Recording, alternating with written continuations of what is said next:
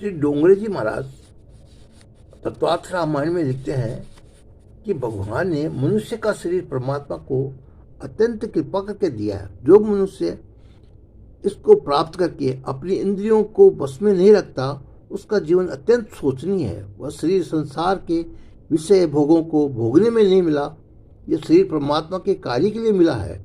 यह अनित्य है, शरीर नित्य है, परमात्मा की प्राप्ति करा सकता है। भगवान ने कहा है कि मैंने अनेक प्रकार के शरीरों का निर्माण किया, परंतु उन सब में मनुष्य शरीर को मुझको अत्यंत प्रिय है।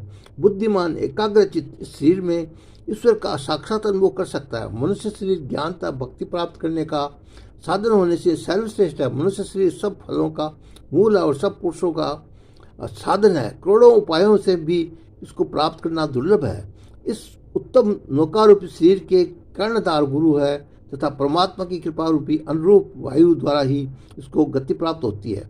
इतना होने पर भी ये मनुष्य देह रूपी नौका को प्राप्त करके जो मनुष्य भू सागर नहीं चल पाता, वह निश्चय ही आत्महत्या करने वाला है। मनुष्य देह देख करके परमात्मा जीव पर कृपा की है। मानव स्वयं अपना मित्र भी हो सकता है, अपना शत्रु भी हो सकता है, जिसके जीवन का कोई लक्ष्य नहीं है अथवा लक्ष्य का ज्ञान होने पर भी जो उसको प्राप्त करने का साधन नहीं करता, वह स्वयं अपना नाश करता है, उसका पतन होता है। श्री राम के दर्शन के लिए जो साधन नहीं करता, उसे अंतकाल में बहुत पश्चाताप होता है। श्री राम के दर्शनों से भी शांति प्राप्त होती है। श्री राम के बिना आराम मिलता नहीं। परमात्मा का दर्शन मनुष्य शरीर में ही प्राप्त होना संभव है।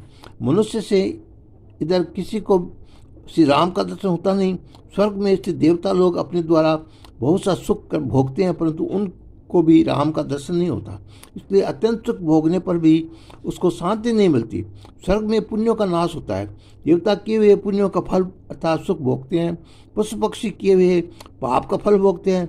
देवता लोग तप नहीं कर सकते, पशु भी तप नहीं कर सकते। मनुष्य ही केवल एक ऐसा भाग्यशाली है जो विवेकपूर्वक भोगों को भी भोग सकता है और एवं भक्तिमय जीवन व्यतीत कर भगवान को भी प्राप्त कर सकता है। स्वर्ग में तो देवता लोग सुख भोगने के लिए एक ओर तो अपने संचित पुण्यों का नाश कर रहे हैं और दूसरी ओर कोई अन्य पुण्य कर नहीं पा सकते हैं। घर में आमदनी एक पैसे की न हो, तो रोज घर का खर्चा हो तो घर में शांति रहती नहीं है। स्वर्ग में नया पुष्प प्राप्त होता नहीं है, कारण कि स्वर्ग में देवता लोग भक्ति नहीं कर सकते।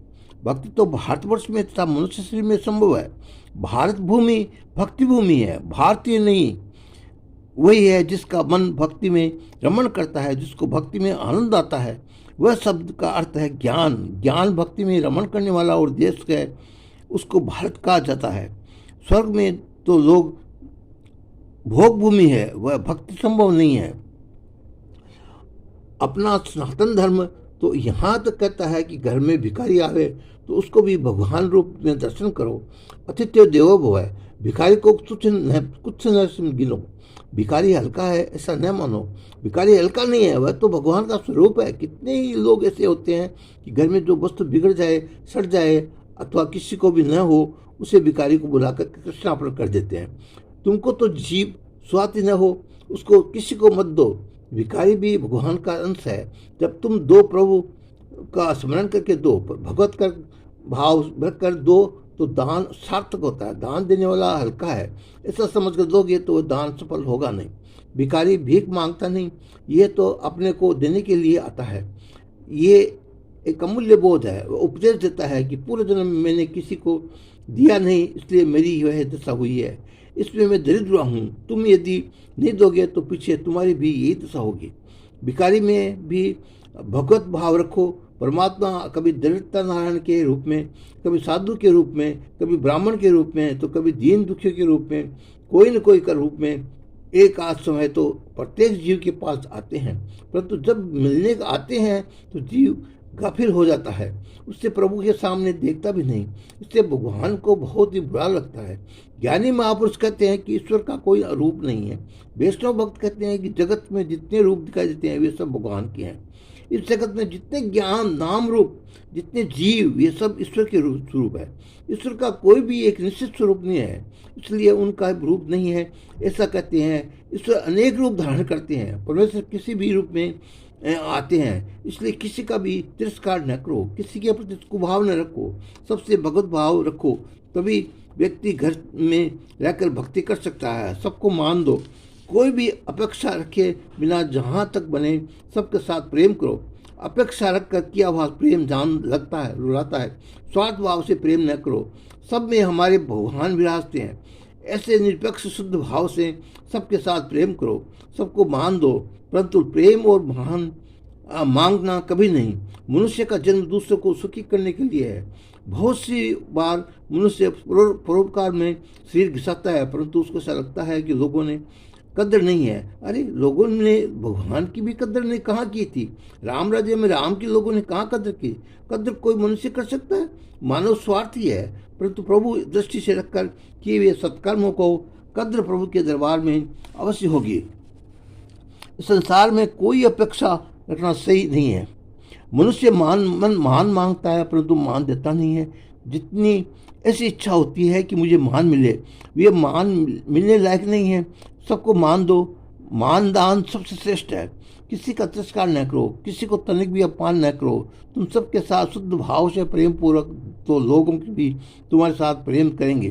तुम किसी जीव को धोखा दोगे तो खूब याद रखोगे, कोई जीव तुम्हारे साथ भी कपट करेगा। हाँ, दूसरों को धोखा देता है तो वह किसी दिन संसार में धोखा खाता है। जो किसी को भी धोखा देता है, ऐसा नहीं है वह किसी भी दिन धोखा खाता नहीं है। कपट करने वाले मन में निरंतर अशांति रहती है।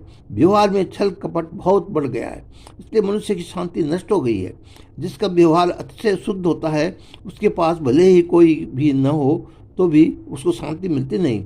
छल कपट करने में थोड़ा सा लाभ हुआ, ऐसा कदाचित तुमको लग सकता है, परंतु ये तुम्हारी भूल है। तुम इस प्रकार शांति गंवा बैठे हो। पाप और पारा इनको कोई बचा सकता नहीं, ये बाहर निकल कर आते ही है। पाप सदैव छिपता नहीं। भाई को धोखा दिया, किसी के साथ कपट किया, तो ये आज नहीं तो 2-4 साल में किसी दिन भी अवश्य जाहिर हो जाएगा। तुम कल्याण चाहते हो, शांति चाहते हो, तो धर्म पालो, धर्म की मर्यादा में रहो। श्री रामचंद्र जी ने में जगत में धर्म का आचरण करके बताया है। श्री राम मानव कुल को धर्म का प्रकाश देने वाले सूर्य हैं। ये श्री डोंगरे जी महाराज ने तत्वार्थ रामायण में कहा है।